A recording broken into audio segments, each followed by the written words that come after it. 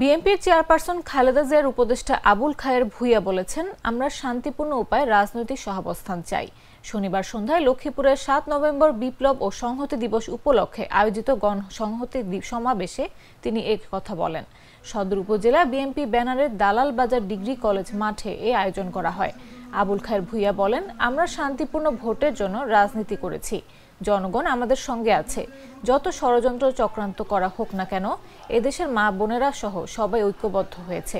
আগামী ফেব্রুয়ারিতে যে নির্বাচন হবে, সেই নির্বাচনে প্রত্যেক নাগরিক ভোট কেন্দ্রে যাওয়ার জন্য উদ্গ্রীব।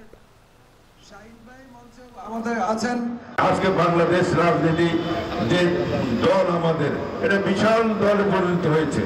ব্যক্তিগত সম্পর্কের কারণে রাজনৈতিক সম্পর্ক, দুটো সম্পর্ক একাত্র হয়ে এটা আজকে বাংলাদেশের একটা সর্ববৃহৎ রাজনৈতিক দলে পরিণত হচ্ছে। আমরা শান্তিপূর্ণ উপায়ে রাজনৈতিক সহাবস্থান চাই।